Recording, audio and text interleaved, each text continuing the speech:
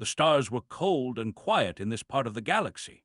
The diplomatic ship GSV Harmony floated through space like a silver leaf on a dark river. It was a beautiful ship built by the people. They were tall, thin creatures with soft feathers covering their bodies. Their bones were hollow like birds. Their voices were gentle like wind through leaves. Park stood at his station on the bridge. He was one of only 3 humans on the entire ship. They had invited humans to join their crew as a sign of friendship between species, but knew the truth. They were afraid of humans. Everyone in the galaxy was afraid of humans. He understood why.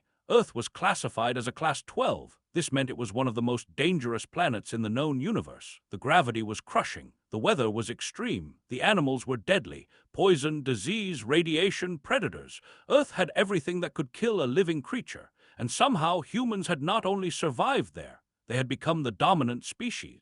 He was tall and strong. His muscles were dense from growing up under Earth's heavy gravity. His eyes tracked movement automatically, a gift from ancestors who had hunted and been hunted. When he walked, the crew members stepped aside. When he spoke, they listened with their feathers pressed flat against their skulls in a sign of nervousness. His 2 fellow humans was a combat medic.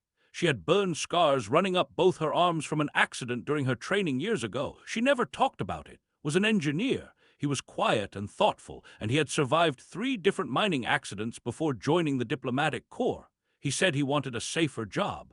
The universe had a strange sense of humor. The 3 humans kept to themselves mostly. They ate together in the mess hall while they watched from a safe distance. They exercised together in the ship's small gym, pushing their bodies in ways that made the aliens gasp with horror. They could not run for more than a few minutes without collapsing. Humans could run for hours, days if they needed to. On this particular day, the Harmony was traveling toward a peaceful trading post. The mission was simple: deliver some documents, attend some meetings, smile and be polite. Was bored. He missed Earth. He missed the feeling of real sunlight on his skin and real wind in his hair. Then the distress signal came. The communication officer, a young named, made a frightened sound. Her feathers stood up in alarm. She turned to Captain, the commander of the ship. "Captain," she said, "we are receiving an emergency transmission. It is coming from the mining colony on 442B. Captain walked to the communication station. He was old for his feathers turning at the edges. He had commanded this ship for many years. He was known for being calm and wise. "Play it," he said. The speakers crackled. Static filled the bridge. Then a voice came through. It was small, young, terrified. I am 9 years old. The monsters came 3 days ago. My mother and father are dead. There are 47 of us left. We are hiding in the emergency bunker. Please, someone, anyone, help us." The message repeated over and over. The same words, the same fear. Felt his blood turn cold. He recognized the language, Korean. The child was speaking Korean. There was a human colony on 442B. He had not known this. 47 survivors. A 9-year-old girl sending distress calls into the void. He looked at. Her face had become hard like stone. He looked at. The engineer's hands were clenched into fists. Captain sighed. It was a sad, tired sound. "The Wraith," he said quietly. "The Wraith swarm has taken the colony." Had heard of the Wraith. Every spacefaring species had heard of them. They were creatures huge and mindless. They traveled in massive swarms, millions strong. They attacked colonies, stripped them of resources, killed everything that moved. No one knew where they came from. No one knew how to stop them. When the Wraith arrived, you ran. If you could not run, you died. "We must report this to the Galactic Council," Captain continued. "They will send a memorial delegation after the swarm moves on." Stepped forward. "Captain, with respect, there are survivors." The captain turned to look at him. His large eyes blinked slowly. "Lieutenant Park, I understand your concern, but there is nothing we can do. The Wraith number in thousands, perhaps tens of thousands. We are a diplomatic vessel. We have no weapons. We have no soldiers." "You have 3, said. She had moved to stand beside. Her voice was flat and calm. "3 soldiers?" Captain made a strange sound. It might have been a laugh if could laugh. 3 humans against thousands of Wraith. That is not bravery, Lieutenant. That is suicide. Join them. The 3 humans stood together, facing the alien captain. They did not speak. They did not need to. Their faces said everything. "You cannot be serious," Captain said. "This is madness. The regulations clearly state that we cannot interfere with Wraith activities.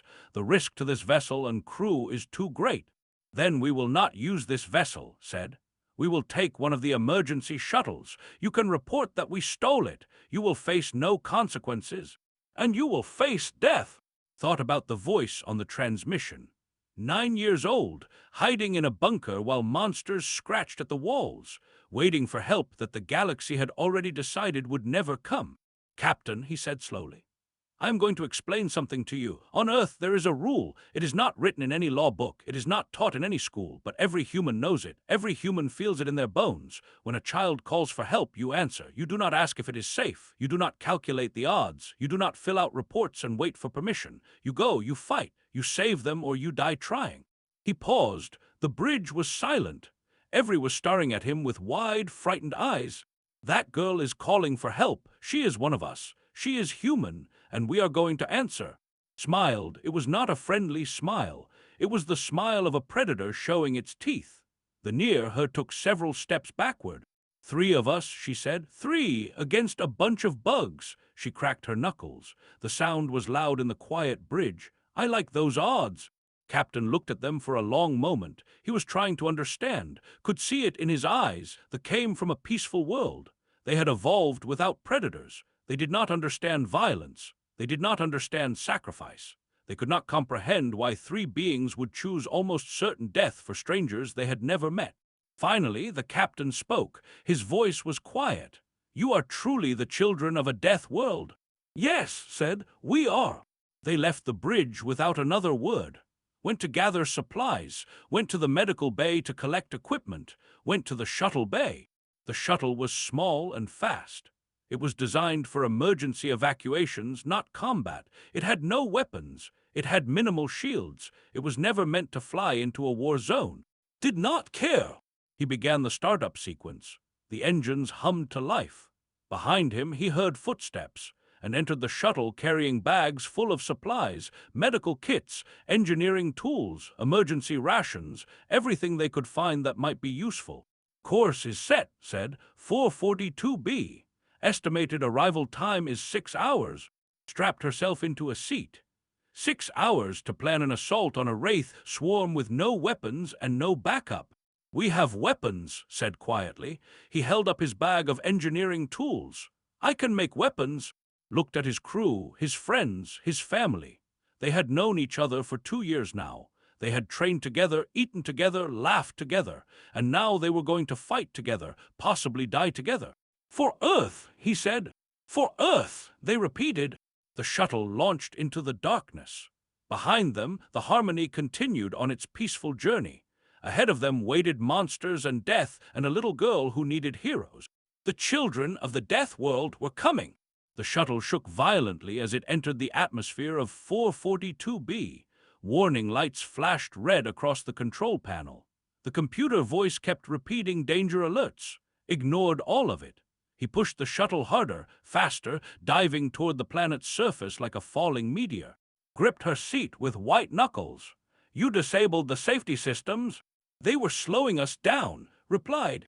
The G-forces pressed against their bodies. A normal person would have passed out, or would have died, but humans were built different. Their bodies could handle pressure that would crush other species. Their hearts pumped harder. Their blood flowed faster. They had evolved on a world that tried to kill them every single day. A rough shuttle ride was nothing.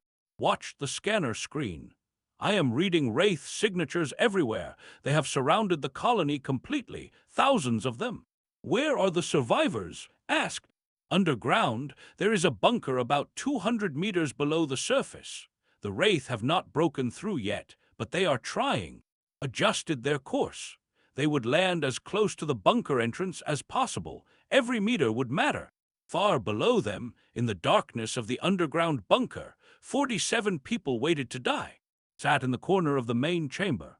She was small for her age, with short black hair and dirt on her face. Her clothes were torn and stained with things she did not want to think about. She had not slept in 3 days. Every time she closed her eyes, she saw the monsters. The Wraith had come without warning. One moment the colony was peaceful. People were working in the mines, teaching in the schools, cooking dinner in their homes. The next moment the sky turned black with flying creatures. They were huge and terrible, with sharp claws and clicking jaws. They did not speak. They did not negotiate. They simply killed. Had been at school when the attack began. Her teacher, Mr. Bay, had grabbed her hand and run. He was an old man, thin and haired, but he ran faster than she had ever seen anyone run. He led her and 6 other children to the emergency bunker. More survivors had arrived over the next few hours. Workers from the mines, families from the residential area, everyone who could reach the bunker before the Wraith closed in. 47 people, out of a colony of over 500. His parents had not made it. She tried not to think about that. She tried to be brave. But she was 9 years old, and she was tired, and she wanted to go home to a home that no longer existed. Mr. sat beside her now. He was telling stories to the younger children, keeping his voice calm and steady. He talked about old Earth legends, heroes and monsters, brave warriors who fought against impossible odds, knew he was trying to distract them from the scratching sounds above their heads. The Wraith were digging. Slowly but surely, they were digging through rock and metal to reach the soft humans hiding below. Doctor moved through the bunker, checking on the wounded. She was the only doctor who had survived. She was young, maybe 30 years old, with tired eyes and steady hands. She had run out of most medical supplies 2 days ago. Now she was using torn clothes for bandages and hopping for miracles. "How long do we have?" someone asked. Doctor did not answer. She did not need to. Everyone could hear the scratching getting louder. The Wraith would break through soon, maybe hours, maybe less. Closed her eyes and whispered her distress message again in her mind. She had sent it through the emergency radio until the battery died. She did not know if anyone had heard. She did not know if anyone was coming, but she had to hope. Hope was all she had left. Then she heard something new. An explosion, distant but powerful. The whole bunker shook. Dust fell from the ceiling. People screamed and grabbed each other. Mr. stood up slowly. That was not the Wraith. More explosions followed. Gunfire, the terrible screeching of dying Wraith, and beneath it all a sound that made his heart stop. Human voices, shouting, roaring, war cries that echoed through the tunnels. The scratching above them stopped. The Wraith had turned to face a new threat, came through the collapsed ceiling like a demon from legend. He had blown a hole through the Wraith tunnel using improvised explosives. Now he dropped into the bunker space, rolled across the floor, came up on one knee and started firing. His weapon was a modified mining laser that had rebuilt during their 6-hour flight. It was not elegant, it was not safe, but it killed Wraith, and that was all that mattered. 3 creatures fell before they could react. Their bodies hit the ground with wet, heavy sounds. Behind dropped through the hole. She moved like water, like shadow, like death itself. In each hand she held a plasma cutter converted into a blade. She cut through Wraith like they were made of paper. Came last, carrying a heavy piece of equipment strapped to his back. It was some kind of generator, sparking and humming with power. He swept it across the tunnel entrance and electricity arced through the air. Wraith screamed and burned. The survivors watched in shock and disbelief. They had accepted death. They had made peace with their end, and now 3 strangers had fallen from the sky and started a war. Killed the last Wraith in the immediate area, and finally allowed himself to look at the people they had come to save. They were dirty, wounded, terrified. Many of them were crying. Some were too stunned to move. His eyes found the smallest among them, a girl with short black hair and dirt on her face.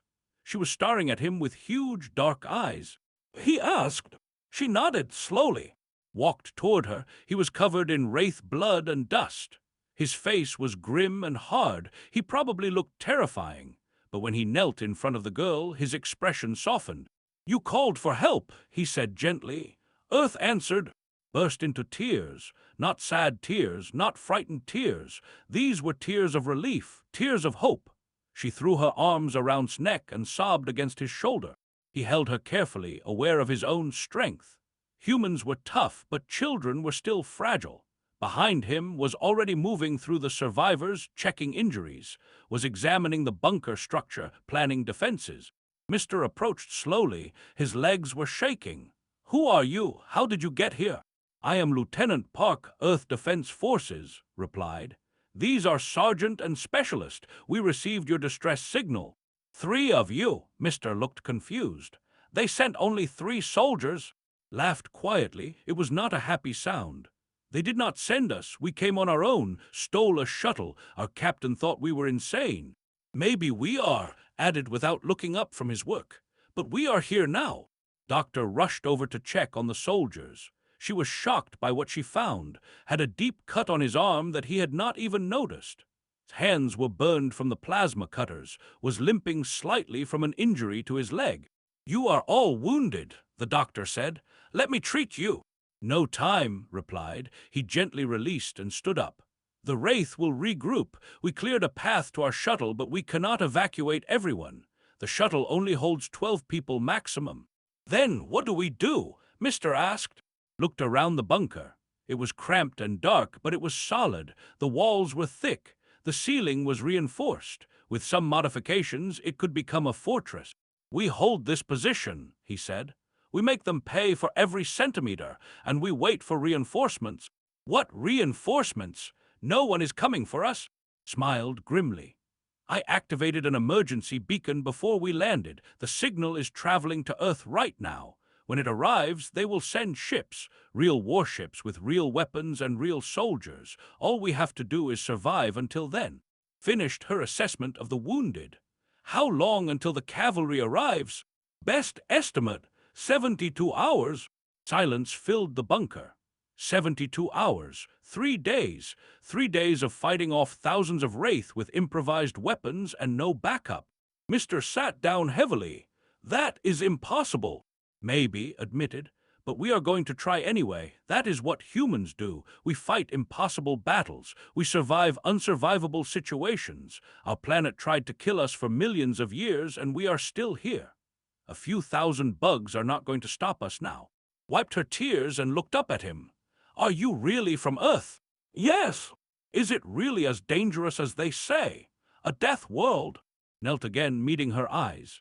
Yes, Earth is dangerous. It is full of storms and earthquakes and animals that want to eat you. The air itself can kill you if you are not careful. But that is why we are strong. We had to be strong to survive. And now we use that strength to protect people like you. He stood and turned to address everyone in the bunker. His voice was calm but firm. I know you are tired. I know you are scared. I know you have lost people you loved. But I need you to listen carefully. We are going to survive this, all of us. I will not leave anyone behind, that is a promise. In the darkness above, the Wraith were gathering again, thousands of them, hungry and patient. They did not understand what had happened. They did not know why some of their swarm had died so quickly. But they would learn soon. The children of the death world had arrived, and they were just getting started. Stood at the tunnel entrance, watching the darkness.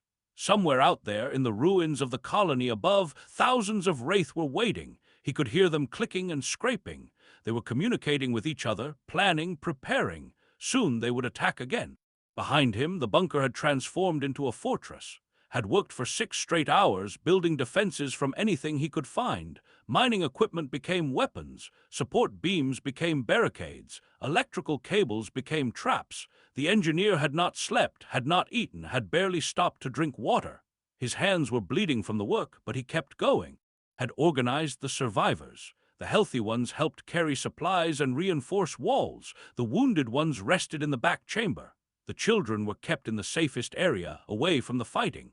She had also taught basic first aid to anyone who could learn. When the battle began, she would not have time to treat everyone. Others would need to help. They are coming, said quietly. Looked up from his work, moved to join at the entrance. The 3 humans stood together, weapons ready, waiting.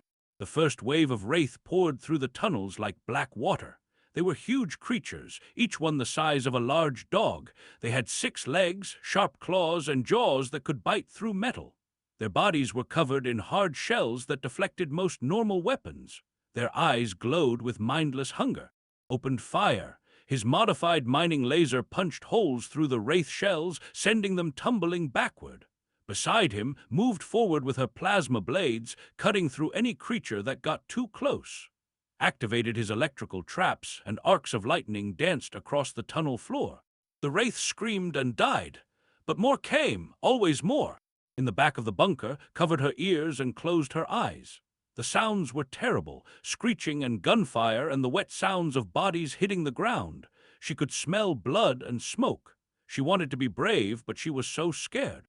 Mister sat beside her, his arm around her shoulders. He was scared too. She could feel him shaking, but his voice remained calm. "Do you know the story of the turtle and the mountain?" he asked. Shook her head.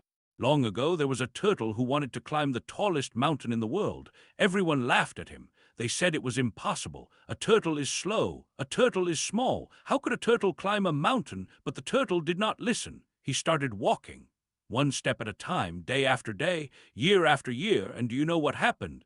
He climbed the mountain.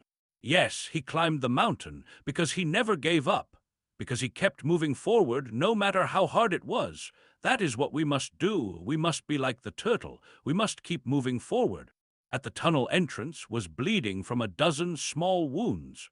The wraith had gotten close enough to scratch him several times. Each cut burned with their venom, but he pushed through the pain.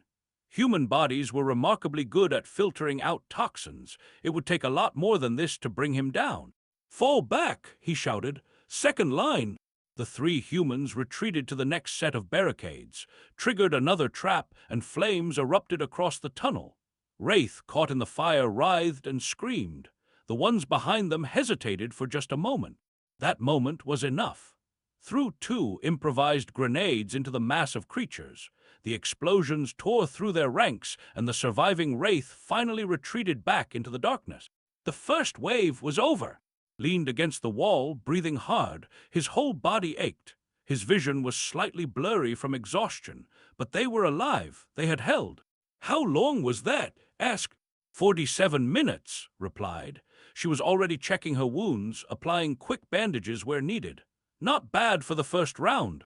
"They were testing us," said, "learning our defenses. The next wave will be harder." He was right. The second wave came 4 hours later. It was bigger, more coordinated. The wraith had adapted. They approached from multiple angles, trying to find weak points in the defenses. Some of them carried debris from the destroyed colony, using it as shields against the laser fire. The battle lasted 2 hours. When it was finally over, the tunnel floor was covered with bodies. The air was thick with smoke and the smell of death, and the three humans were barely standing. Had a deep wound across her back where a wraith claw had caught her. She stitched it herself, refusing to waste medical supplies. His leg injury had gotten worse. He had built himself a metal brace to keep moving, but every step was agony, had taken a venomous spine to his side. The poison was spreading through his body, making his muscles cramp and his head spin. Doctor watched them with growing concern. She had treated many patients in her career, but she had never seen anything like this. The humans should be dead. Their bodies were functioning at levels that should have killed any normal creature, yet they kept fighting. "How?" she asked during a brief moment of rest. "How are you still alive?" Shrugged, wincing at the movement. "We are stubborn." "That is not an answer." "It is the only answer I have. Humans do not give up. Our bodies do not give up.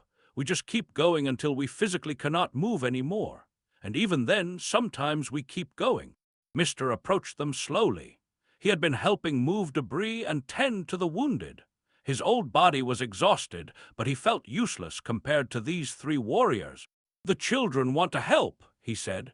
"They want to do something." Looked at him, his eyes were bloodshot and tired, but there was warmth in them. "Keep them safe, keep them calm, tell them stories, give them hope.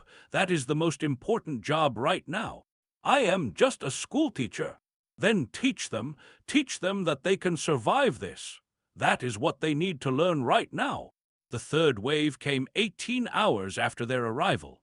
By this point, the bunker's defenses were crumbling. The traps were mostly used up.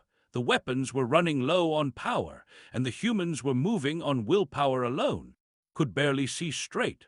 The poison was spreading despite his body's attempts to fight it off. Every breath was painful. Every movement was a struggle. But he kept his weapon raised, kept firing at the endless stream of monsters. Fought like a woman possessed. Her plasma blades had dulled from overuse, but she had switched to a metal pipe wrapped in electrical wire. It was crude, it was ugly, it worked. Had stopped moving. His leg had finally given out completely.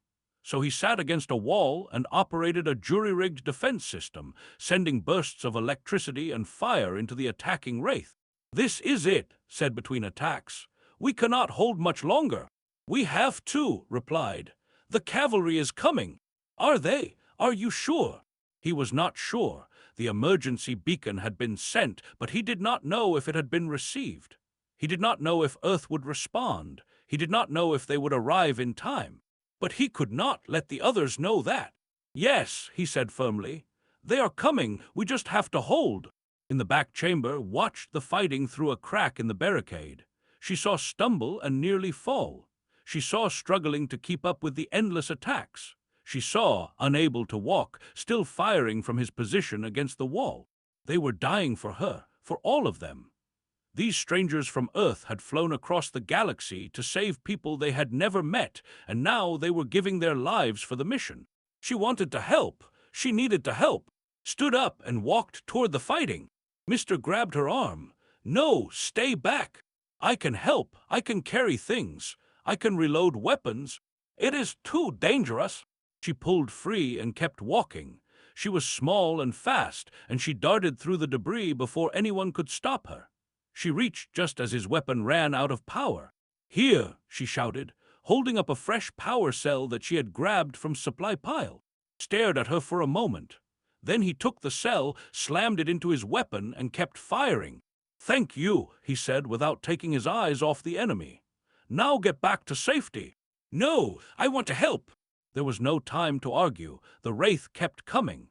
Found herself running between the three soldiers, carrying ammunition, passing messages, doing whatever needed to be done. She was terrified, but she was also useful. She was doing something. When the wave finally ended, collapsed against the wall. His breathing was shallow and rapid. The poison had reached dangerous levels. He needed medical treatment. He needed rest. Instead, he looked at with a weak smile. "You are very brave," he whispered. "I learned from you." The fourth wave was coming. They could hear it gathering in the darkness. This one would be the largest yet, and the humans had almost nothing left to fight with. Closed his eyes and reached deep inside himself. He found the ancient fire that burned in every human heart, the fire that had helped his ancestors survive ice ages and predators and wars, the fire that never went out. He opened his eyes and stood up. "Once more," he said. "We hold once more." Groaned but rose to her feet, dragged himself to a better firing position, and, despite everyone telling her to hide, stayed right where she was. The children of the Death World were not finished yet. 14,000 light-years away, Earth slept peacefully under a blanket of stars. It was 3:47 in the morning, Seoul Standard Time, when the emergency signal reached Earth Defense Command. The massive communication arrays on the dark side of the moon picked it up first. Then the satellites in orbit confirmed it. Within seconds, the message was decoded and sent to every relevant authority on the planet. Admiral No was dreaming of his when his communicator screamed. He was 72 years old, with hair and a face lined by decades of hard decisions. He had fought in the Belt Wars. He had survived the Mars Uprising. He had negotiated 17 first-contact scenarios with alien species. He thought he had seen everything. He was wrong. The message was simple. 3 humans, 47 survivors, thousands of wraith, colony on 442B, request immediate assistance. Did not hesitate. He had his uniform on within 2 minutes. He was in his command center within 10. And within 30 minutes, he had issued the order that would change the history of the galaxy. "Wake the," he said, "full battle group. We launch in 1 hour." The UENS was the pride of Earth's naval forces. She was a monster of a ship built to survive environments that would crush any alien vessel. Her hull was reinforced to withstand the gravity of gas giants. Her engines could push through asteroid fields without slowing down. Her weapons were designed by a species that had spent its entire existence learning new ways to kill. Captain commanded the. She was 45 years old, tall and lean, with short hair and cold eyes.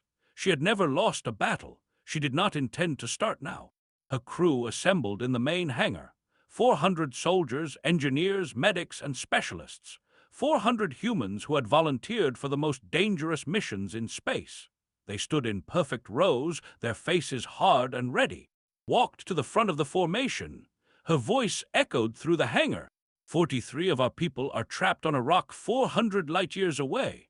3 soldiers are holding the line with mining equipment and willpower. The Wraith think they have easy prey.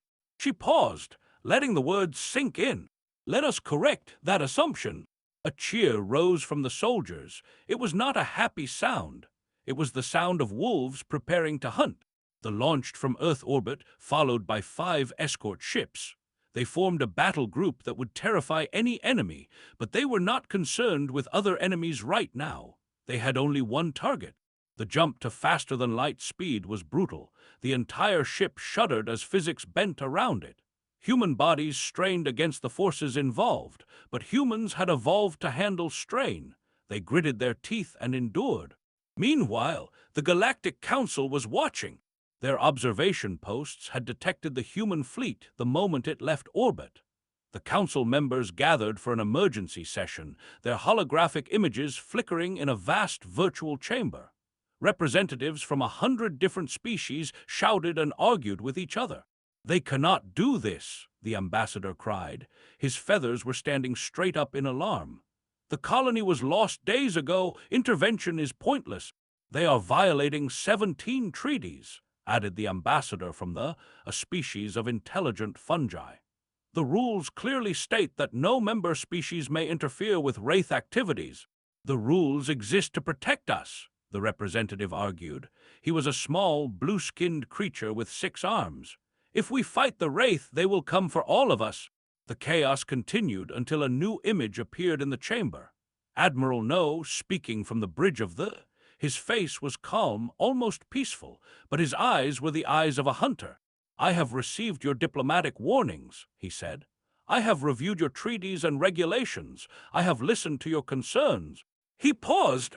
"And I do not care." The chamber fell silent. "Those are our children on 442B, our families, our people. You classified ours as a Class 12 because you were afraid of what it produced. You were right to be afraid, because here is what it produces: soldiers who do not give up, parents who will cross galaxies to save their children, a species that looks at impossible odds and says, 'Let us try anyway.'" His voice hardened. "The Wraith took our people. We are going to take them back. Anyone who tries to stop us will learn exactly what Earth has been building for the last 2 centuries. Now get out of our way." The transmission ended. The council members sat in stunned silence. No species had ever spoken to them like that. No species had ever dared. The ambassador finally spoke. His voice was very quiet. "What have we done? We have been treating humans like animals, like primitives, and now they are showing us what they really are." "What are they?" the ambassador asked. "Warriors, true warriors, something the galaxy has not seen in." Back on 442B was dying. The Wraith poison had spread through his entire body. His heart was beating irregularly. His lungs were filling with fluid. He could barely stand, barely see, barely think, but he refused to stop fighting. The 4th wave had been the worst yet. The Wraith had almost broken through. They had gotten into the bunker itself before being driven back. 3 colonists had died in the fighting. 20 more were wounded, and had taken another spine. This one was deep in his shoulder, and the poison was pumping directly into his bloodstream. Was trying to keep him alive. She had no proper medications left. She was using expired drugs and desperate techniques and pure stubbornness. "You die, and I will drag you back just to kill you myself," she whispered while stitching his wounds. Managed a weak laugh. "Promise, promise," was barely conscious. He had lost too much blood from his leg wound, but he had dragged himself to the bunker's main power supply and was working on something. His hands moved slowly, clumsily, but they kept moving. "What are you building?" Mr. asked, watching him work. "A surprise." His voice was thin and tired. "For when they come again." Sat beside, holding his hand. She had not left his side since the 4th wave ended. She was covered in dust and blood, and her eyes were red from crying, but she kept holding on. "The cavalry," she said quietly. "They are really coming." Squeezed her hand weakly. "Always, humans never leave their own behind." "How do you know? How can you be sure?" He thought about it for a moment. It was getting hard to think.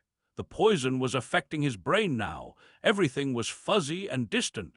Because that is who we are, he finally said. That is what Earth taught us. We are not the strongest species in the galaxy. We are not the fastest or the oldest or the most advanced. But we have one thing that no other species has. We never give up on each other. Never. The fifth wave came at dawn. By this point there was nothing left. The weapons were empty. The traps were gone. The barricades were destroyed. The three humans could barely stand, let alone fight. But they stood anyway. Picked up a metal bar. It was all he had left. His vision was swimming. His hands were shaking. He could feel his heart skipping beats. But he faced the tunnel entrance and waited. Stood beside him, holding a broken blade. Was propped against the wall, one hand on his mysterious device. The wraith came, thousands of them, more than ever before. They poured through the tunnels like a flood, clicking and screeching and hungry. "Now!" whispered. He activated his device. The bunker's entire power grid surged through the walls, floor, and ceiling. Electricity arced everywhere, turning the bunker into a massive electric trap. Wraiths screamed and burned. Bodies fell in piles. The air filled with the smell of cooked flesh. But there were too many. Even the electricity could not stop them all. They kept coming, climbing over the bodies of their fallen swarm mates. Raised his metal bar and prepared to make his last stand. Then he heard it, a sound from far above. A sound he recognized. Engines! Human ship engines! The ceiling exploded. Not from wraith this time, from plasma bombardment coming from orbit. Precise, controlled, devastating. The tunnels filled with fire and light. Through the chaos, saw something beautiful. Drop pods falling from the sky. Human soldiers in power armor descending through the smoke. Weapons firing in perfect coordination. The cavalry had arrived. Sergeant IM led the rescue team through the tunnels. His power armor could survive the gravity of Jupiter. His weapons could punch through starship hulls. His team was the best of the best, trained for exactly this kind of mission. They found the colonists huddled in the darkness. 43 survivors, wounded and terrified but alive. And at the entrance, 3 human soldiers barely standing, covered in blood and holding improvised weapons. Managed a weak salute before collapsing, handed over her broken blade, and immediately began helping the military medics. Was carried out on a stretcher. As they loaded him into the evacuation shuttle, he felt a small hand grab his. Was there, running alongside the stretcher. "You kept your promise," she said through tears. He smiled weakly. "Told you, Earth always answers." Above them, Thea and her battle group were systematically destroying the wraith swarm. The aliens had never faced human weapons before. They did not understand overkill. They did not comprehend the sheer destructive power that humanity had developed over of fighting itself. Plasma bombardment turned the surface into glass. Kinetic rods shattered wraith formations. Drop teams hunted down survivors with cold efficiency. Captain watched from the bridge, her face expressionless.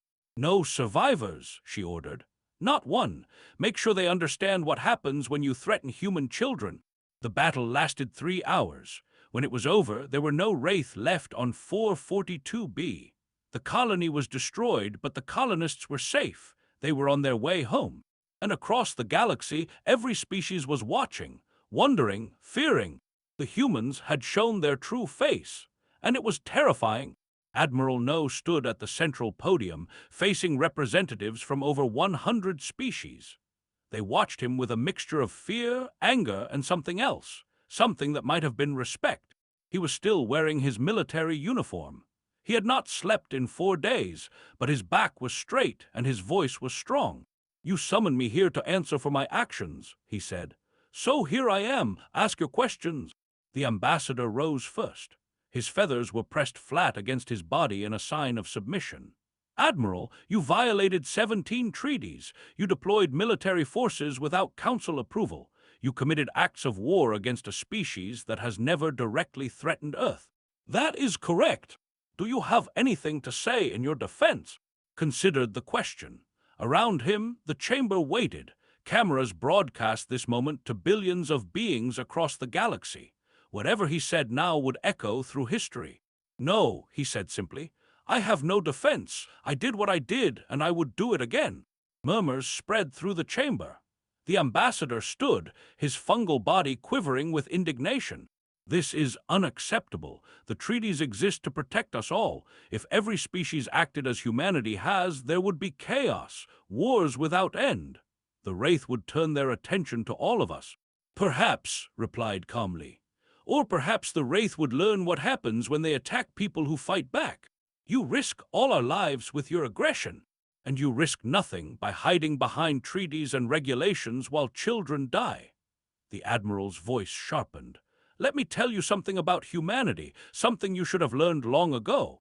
He stepped away from the podium and walked toward the center of the chamber. Every eye followed him. You classified ours as a Class 12, you were correct.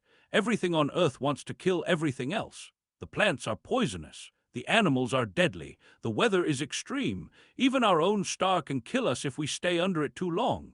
We evolved in an environment designed by nature to produce the toughest, most adaptable, most stubborn creatures in the galaxy. He paused, looking around at the assembled representatives. You thought that made us primitive, dangerous, something to be contained and controlled. You invited us to your council meetings but never gave us real power. You allowed us small roles on your ships but never trusted us with command. You smiled at us and called us friends while secretly being terrified of what we might become. The chamber was completely silent now.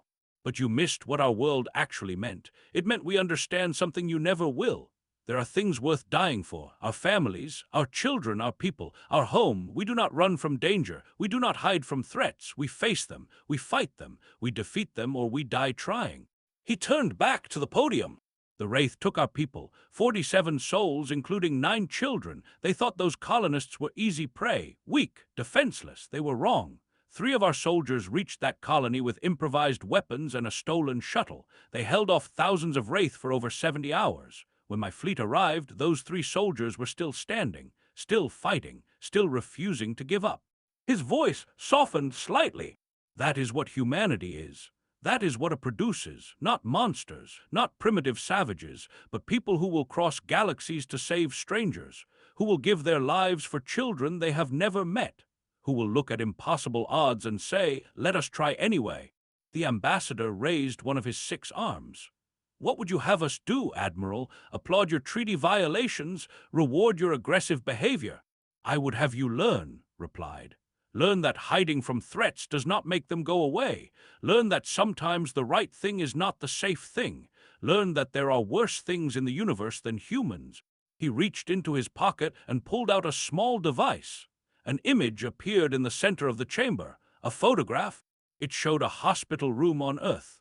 In one bed lay Lieutenant Park, pale and weak but alive. His body was covered in bandages and medical equipment. And sitting beside him, holding his hand, was a small girl with short black hair. 9 years old, smiling. "This is why I violated your treaties," said softly. "This is why I deployed my fleet without permission. This is why I would do it again and again and again, no matter what consequences you threaten."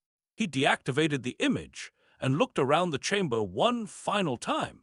The Wraith on 442B are gone, all of them. Consider that a warning to anyone else who thinks humanity is an easy target. We protect our own, always. He turned and walked toward the exit. Behind him, the chamber erupted in chaos. Representatives shouted and argued. Some demanded punishment. Others called for new treaties. A few, very quietly, suggested that perhaps humanity should be given more respect, but did not look back. He had said what he came to say. 6 months later, things had changed. Park recovered slowly. The Wraith poison had done serious damage to his body. Doctors said he might never fully heal, but he was alive, and that was more than anyone had expected. Had been promoted to lieutenant. She had also been assigned to train the next generation of combat medics. Her methods were harsh, her standards were high, and every student adored her. Received a medal for engineering innovation under extreme circumstances. He had also received 17 job offers from various military contractors. He turned them all down. He said he had found something more important to do. The 3 of them visited 442B 1 year after the attack. The colony had been rebuilt. not as a mining operation this time, but as a memorial, a place where humans could remember what had happened and what they had learned. A statue stood in the center of the new settlement.